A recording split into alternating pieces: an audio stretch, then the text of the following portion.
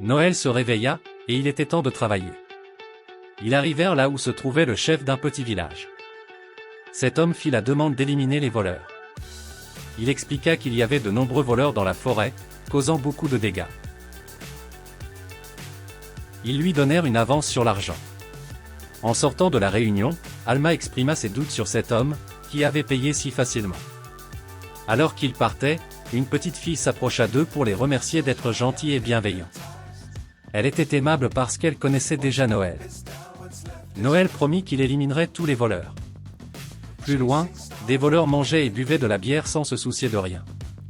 À distance, Noël observa le nombre de personnes et de détails que le chef du village ne lui avait pas mentionnés. Il avait un plan qui nécessitait qu'Alma s'infiltre. Noël poussa un cri assourdissant, et Alma commença à éliminer tous les voleurs. Noël se joignit également à la bataille. Quelques heures plus tard, ils retournèrent voir le chef du village.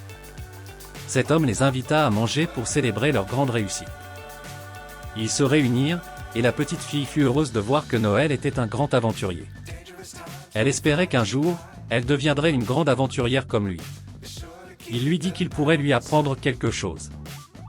C'était le moment du repas, mais avant cela, le chef du village lui offrit un peu de vin. Noël trouva étrange le comportement de cet homme, qui semblait suspect depuis le début. Noël avait entendu dire que le chef du village avait des dettes, mais maintenant cet homme lui offrait un vin très cher, en plus de leur avoir donné de fausses informations sur les voleurs.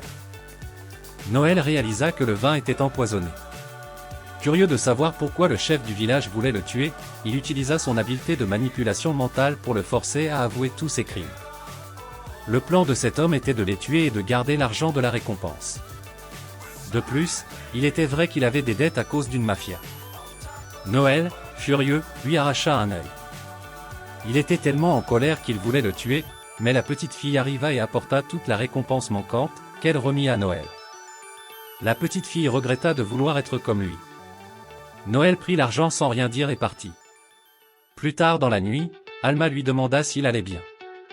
Noël répondit que tout allait bien. Il expliqua que de simples paroles d'une enfant ne suffiraient pas à toucher son cœur. À ce moment-là, un immense vaisseau passa dans le ciel. Noël expliqua que ce vaisseau appartenait à l'un des grands clans existants. Il se promit qu'en un an, il serait aussi puissant qu'eux, voire plus. En entendant ces mots, Alma se remémora une conversation avec le chef des assassins. En réalité, elle avait tué Alcor, qui n'était pas son grand-père mais son père.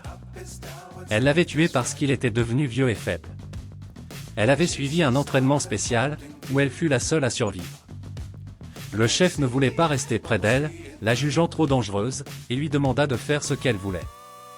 C'est ainsi qu'elle rencontra Noël en cherchant des adversaires plus forts. Elle promit de ne jamais l'abandonner et d'obéir à tous ses ordres, car elle était aussi folle que lui.